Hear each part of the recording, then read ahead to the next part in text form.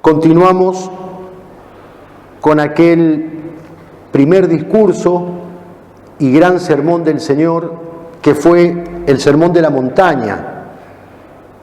Sermón extraordinario que constituye la síntesis de toda la doctrina cristiana y la máxima perfección que podemos alcanzar en esta vida.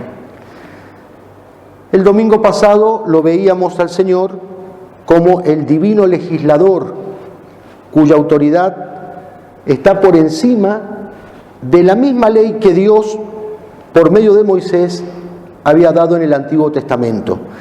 Habéis oído que se dijo, pero yo os digo, etc. ¡Qué autoridad la de Cristo! Nunca un hombre habló como este hombre, como dijeron los mismos esbirros de los judíos.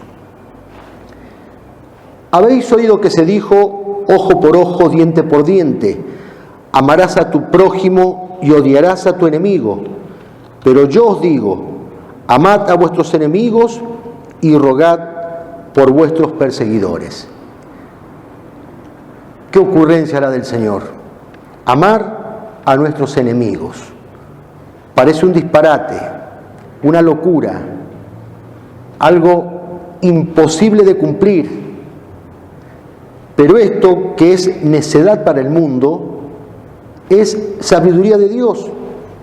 Y si fuera imposible de cumplir, Cristo no lo hubiese mandado, porque Dios no pide lo imposible. Y cuando Jesús nos manda amar a nuestros enemigos, nos dice ¿para qué? Para ser perfectos como el Padre Celestial es perfecto. Y de esta manera nuestro amor será meritorio. Si amáis a los que os aman, ¿qué mérito tenéis? También los pecadores aman a los que los aman a ellos. Ciertamente, el amor a los enemigos cuesta. Es difícil, incluso a veces hasta es heroico. Y sin embargo, repito, no es imposible, porque es un precepto de Dios, un precepto de Jesucristo. Debemos amar a nuestros enemigos aunque nos cueste. Es un deber cristiano. Ahora bien, ¿en qué consiste este deber? ¿En qué consiste este amor? Para evitar equívocos, para que el amor que nos pide Cristo no sea algo abstracto, inconsistente, declamado hasta el hartazgo, pero no practicado, ni sea tampoco algo meloso, sensiblero, trataremos de precisar el alcance que tiene este mandato divino, para lo cual diremos tres cosas. Ante todo, hay que insistir en algo que ya dijimos el domingo pasado. No hay dos dioses, un Dios malo del Antiguo Testamento y un Dios bueno del Nuevo Testamento. Habéis oído que se dijo, ojo por ojo, diente por diente, amarás a tu prójimo y odiarás a tu enemigo. Habéis oído. ¿De quién lo habéis oído? ¿Quién dijo eso? ¿Dios? ¿Moisés? ¿Los profetas? No. Lo habéis oído de vuestros rabinos, que adulteraron, que falsificaron la ley que Dios dio a Moisés. Habéis quebrantado los mandamientos de Dios y observáis la tradición de los hombres. Y en una de las tantas controversias que Cristo tiene con los fariseos, citando al profeta Isaías, dirá de ellos, en vano me rinden culto, pues enseñan doctrinas que son mandamientos de hombres, no de Dios. El ojo por ojo y diente por diente del Antiguo Testamento era la llamada ley del talión, que en realidad, como señala San Agustín, esa ley ponía un freno a la venganza, porque disponía que el castigo merecido debía ser proporcionado a la culpa cometida, no ir más allá de ella.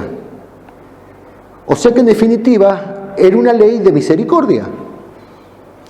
El amor y la misericordia de Dios recorren todo el Antiguo Testamento, abundan en cada una de sus páginas. Más aún, no se entiende el Antiguo Testamento si no descubrimos en él una historia de amor, la historia del amor de Dios por el hombre. Y esto es lo primero. Lo segundo que diremos es que Cristo, cuando me manda amar a los enemigos, no me pide sentir por mi enemigo el afecto o la simpatía que puedo sentir por un amigo. Lo que me pide es que si yo siento un rechazo natural hacia aquel que me ha ofendido o que me ha hecho algún daño, ese rechazo no se convierta en odio.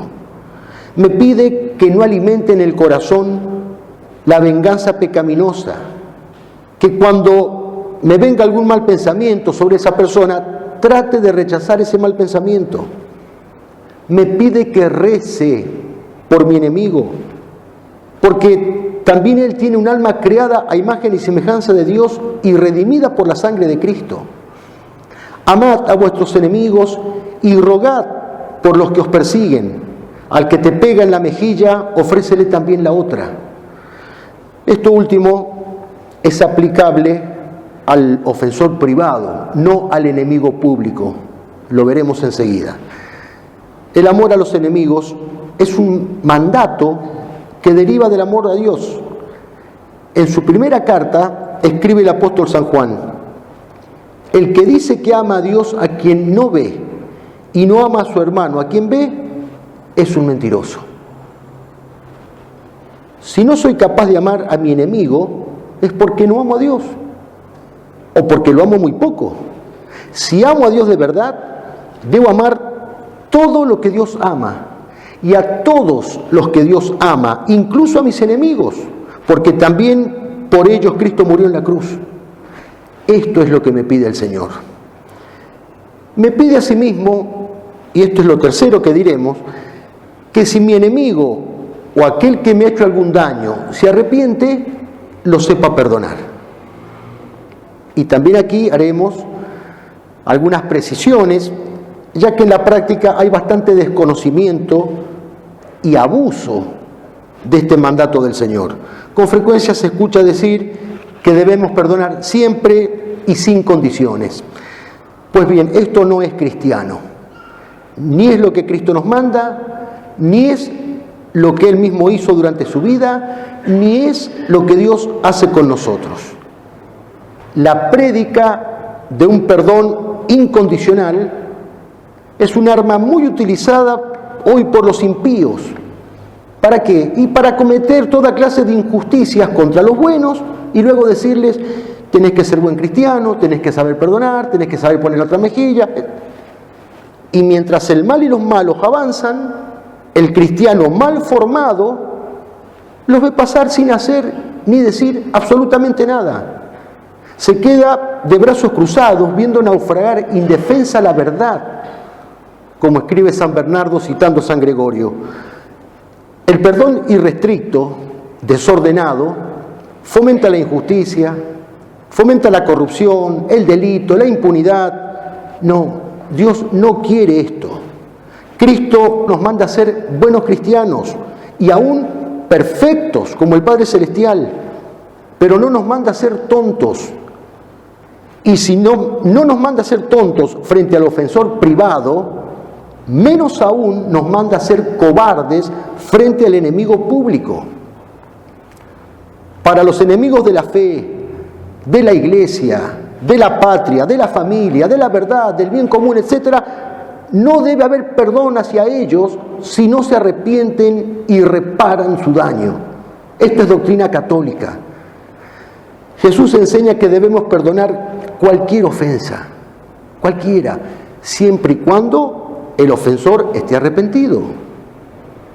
Dice textualmente el Señor: si tu hermano peca, repréndele, y si se arrepiente, perdónale. Y si peca contra ti 7 veces al día y 7 veces se vuelve a ti diciendo me arrepiento, le perdonarás. Recordemos que el 7 veces es decir siempre. O sea, debemos perdonar siempre cuando el prójimo se arrepiente y me pide perdón. Lo dice el Señor. Entre el progresismo que, como los fariseos, malinterpreta y falsifica la doctrina, y la interpretación y explicación que la tradición y el magisterio de la Iglesia hacen de las palabras de Cristo, sin dudas hemos de quedarnos con esto último, que es lo católico. En el Padre Nuestro comentado, Santo Tomás de Aquino escribe: de dos modos se perdona. Uno es de los perfectos, cuando el ofendido busca al ofensor. El otro es común a todos, al que todos están obligados, que es conceder el perdón al que lo pida. Los dos modos, tanto el que es común a todos como el que es de los perfectos, los dos modos suponen el arrepentimiento del ofensor. Insisto, tanto en el orden personal y privado como en el orden público. En síntesis, amor y perdón no son sinónimos. En cuanto al amor, debo amar a mis enemigos y debo rogar por mis perseguidores. En cuanto al perdón, debo perdonarlos solo cuando están arrepentidos. Y como en todo lo que Cristo enseñó, también aquí lo más grande es que lo que Él dijo con las palabras en un monte, lo demostró con su vida y con su muerte en otro monte, en el monte Calvario. En la cruz, Cristo rogó por sus perseguidores, rogó por todos: Padre, perdónalos porque no saben lo que hacen. Pero en cuanto al perdón de los dos ladrones crucificados con Él, el Evangelio dice que perdonó a uno solo. ¿A cuál? Al que se arrepintió. Hoy estarás conmigo en el paraíso. Pensémoslo y pidámosle a la Virgen que nos ayude a entenderlo y, lo más difícil de todo, que nos ayude a vivirlo, a ponerlo en práctica. Nadie como María Santísima vivió a la perfección esta ley del Evangelio, que, como decíamos el domingo pasado, sea ella quien la grave a fuego nuestras almas, para que nuestra conducta sea sin melodramas, sin palabrerías edulcoradas, sensibleras, sino que nuestra conducta sea siempre y en todas partes auténticamente cristiana. Que así sea.